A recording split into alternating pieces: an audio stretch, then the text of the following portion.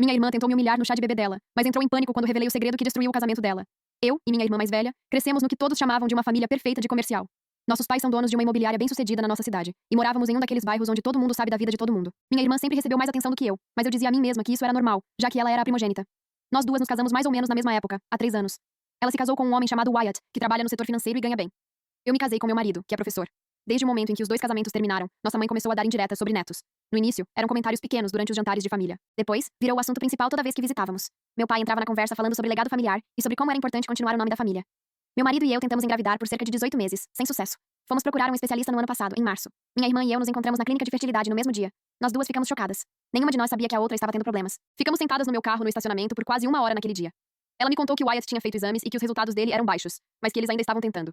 Eu contei que estávamos apenas começando o processo de exames. Fizemos um acordo naquele dia. Nenhuma de nós contaria aos nossos pais nem a ninguém da família sobre as visitas à clínica. Não queríamos lidar com perguntas, pena e conselhos constantes de parentes que não tinham ideia do que estavam falando. Ela pareceu genuinamente aliviada por ter alguém que entendia o que ela estava passando. Eu me senti da mesma forma. 2 meses depois recebi meus resultados. O médico usou muitos termos técnicos, mas a mensagem básica era clara. Eu não poderia ter filhos biológicos. Havia danos causados por uma infecção que tive anos atrás e que eu nunca soube que tinha provocado problemas. Meu marido lidou com a notícia melhor do que eu. Ele me segurou enquanto eu fiquei sentada no chão do banheiro por 2 horas. Ele repetia que tínhamos opções e que iríamos resolver tudo juntos. Eu não contei aos meus pais. Não contei a ninguém além do meu marido e da minha melhor amiga da faculdade. Especialmente não contei a minha irmã porque, uma semana depois do meu diagnóstico, ela me ligou gritando de alegria. Ela estava grávida. Dirigi até a casa dela, a abracei e disse o quanto estava feliz por ela. Essa parte era verdade.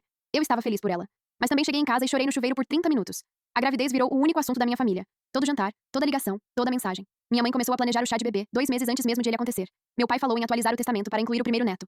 Eu sorri durante tudo isso. Levei presentes para cada comemoração de consulta médica. Ajudei a escolher os móveis do quarto do bebê. Minha irmã parecia gostar mais da atenção do que da gravidez em si. Ela postava fotos o tempo todo. Fazia questão de estar em todos os encontros familiares para falar sobre sintomas, desejos e nomes de bebê. Minha mãe a tratava como se fosse feita de vidro.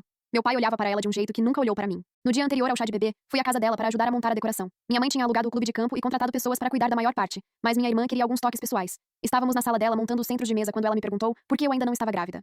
Ela disse isso casualmente, como se estivesse perguntando sobre o clima. Disse que nossa mãe vinha perguntando a ela se sabia de alguma coisa sobre o motivo de eu estar demorando tanto. Não sei por que contei a ela. Talvez eu estivesse cansada de guardar aquilo sozinha. Talvez eu achasse que ela entenderia, já que tínhamos feito aquele acordo na clínica. Contei a ela sobre meu diagnóstico. Contei que eu não podia ter filhos. Pedi que, por favor, não contasse a ninguém, porque eu ainda não estava pronta para lidar com a família sabendo disso. Ela me abraçou. Chorou. Disse que sentia muito e que jamais contaria a ninguém. Então ela se serviu de um copo de água e sentou no sofá. Ficou quieta por alguns minutos e depois voltou a falar. Ela me contou que o Wyatt não era o pai do bebê. Disse que os resultados dos exames dele tinham vindo piores do que eles imaginavam inicialmente, e que o médico havia dito que a concepção natural era quase impossível. Disse que entrou em pânico. Disse que não suportava a ideia de nossos pais saberem que ela tinha falhado nisso também. Disse que foi a um bar uma noite, conheceu alguém e fez uma escolha. Eu fiquei sentada ali, segurando um centro de mesa pela metade, sem conseguir formar palavras. Ela continuou falando. Disse que o Wyatt não fazia ideia. Ela disse que a linha do tempo fazia sentido, porque eles ainda estavam tentando naquele período, então ele simplesmente presumiu que finalmente tinha dado certo. Assista a história completa clicando nesse vídeo aqui embaixo.